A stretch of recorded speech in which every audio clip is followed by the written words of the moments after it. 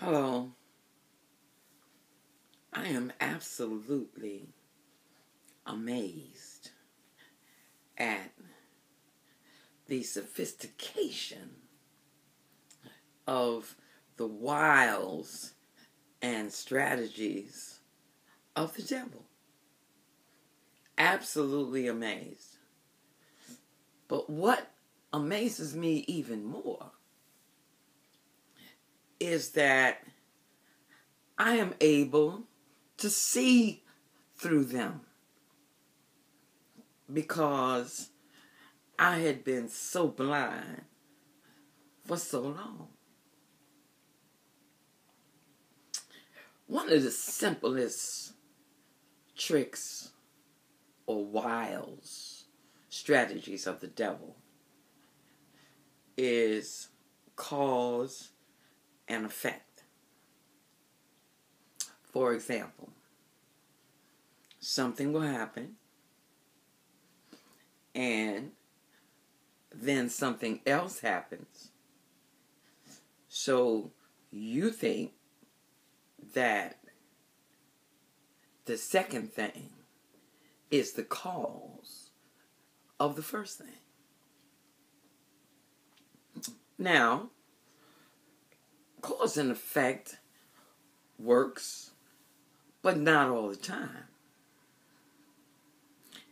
And so, because we get adjusted to it, we think one thing caused the other thing. Give you an example. Those of you who have heard my testimony before, you know that I was in the occult at a rather serious level, even though I was a novice. I had been there for 3 years, and I liked it. All kinds of whacked out supernatural things were happening to me, and I liked it. Not afraid of it. So, on top of that, I was an atheist. And, I was a staunch atheist. Would never have turned to God on my own. And one day, actually it was a period of 4 days, from March the 25th to March the 29th, 1977, and something stepped into the occult, snatched me out. I tried to even get back. Couldn't get back. Got born again in a rather unique and strange kind of way. But I was happy. I was filled with joy, and I was experiencing the fruit of the Spirit early on, and I was happy with it. But here is the trick. I thought the occult caused me to get born again. So there we go. Cause and effect. I thought that because I was in the occult and opened up my spirit to spiritual things, that it was my spirit friends of those 3 years that led me to Jesus. No, they didn't. No, they didn't. They were caught completely unawares. Had no expectation of what was going to happen. It wasn't because of my work in the occult New Age realm that caused me to be born again. the Lord revealed 5 years later, 4 or 5 years later, that it was in spite of what I was doing, in spite of the evil spirits I was dealing with, thinking that they were the spirits of the dead. I didn't even think they were angels. I just went along with what they said, that they were the spirits of the dead. So, I thought that one thing caused the other thing. What got me on this subject is I was watching a video today, and it was a young lady, a young black lady, who had been a lesbian, a butch-style lesbian, who dressed like a man. And she had some church background, you know, being sent to church by grandparents. And she was into this lifestyle from the time she was 13, 14 years old. And then she went into the military.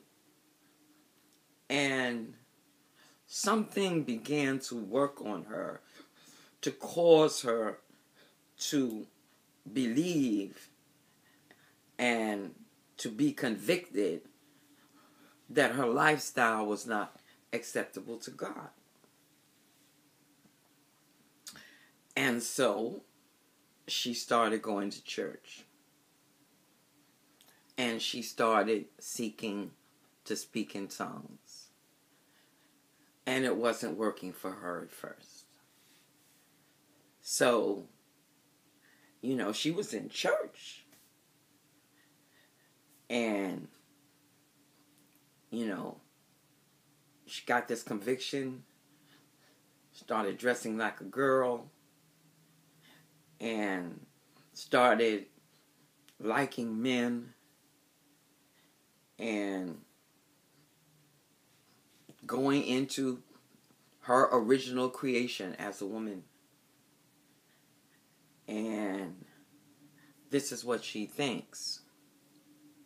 She thinks that going to church and speaking in tongues is what caused her to give up her lesbian lifestyle.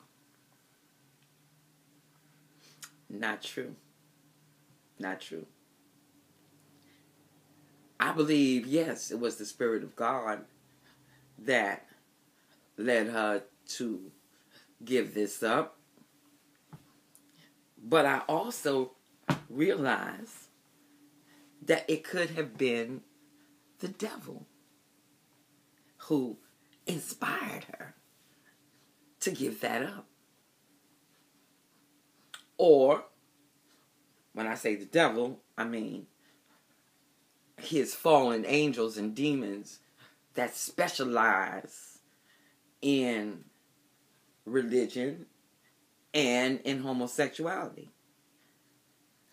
And so what they did was, those spirits in the unseen realm, they fought over her. And then it was decided what false deception they wanted her to walk in. Did they want her to walk in, I was created this way, I was born as a lesbian? Or did they want her to walk in, come to church, speak in tongues, you'll be delivered from anything? You know, everybody knows it's hard as anything to be delivered from homosexuality. And here she is now, out there, delivered from homosexuality. Although she said that sometimes she is tempted I understand that. Sometimes she is tempted. But here's the kicker. The enemy will decide with his wiles and his strategies where he wants to lead the steps of our deception. And he'll make that choice. And then you will think one thing caused the other. Okay? Same thing with meeting men, or women. The devil will give you a dream or a vision of the person 2 weeks before you meet them. And I'm speaking for myself. I'm speaking for so many people. But this is what happened to me also back in 1980. I met a man in my sleep. I've shared this testimony before. The man was a preacher, had a robe over his arm, was wearing a Sears Roebuck suit, navy blue shoes. And he was standing on the church lawn with his robe over his arm. And he says to me, "Girl, you so pretty. I'm going to marry you." And lo and behold, 2 weeks later, there he is at the church in his Sears Roebuck suit, navy blue, and his navy blue shoes. I was supposed to think that because all of that came to pass, he's the one. He's the one. Well, let me tell y'all something. He was not the one. He was not the one. And what did he do for me? Well, I was trying to avoid fornication. And he wasn't even my style.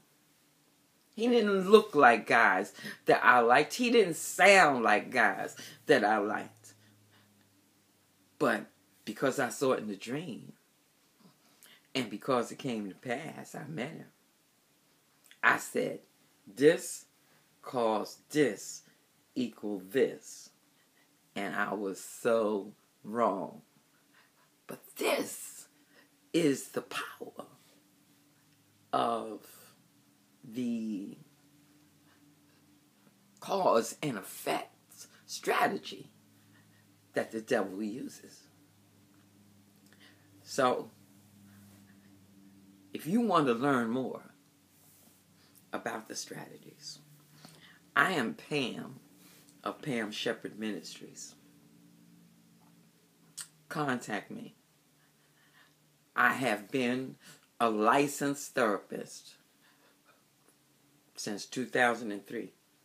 And I still am. I just haven't renewed it because I'm retired. So, if you need help to recognize the devil in your life, contact me at 888-818-1117.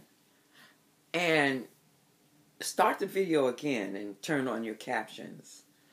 Or go to the description in the YouTube box and read about me and my ministry. Call me or send me an email to getreadyforthelord@gmail.com.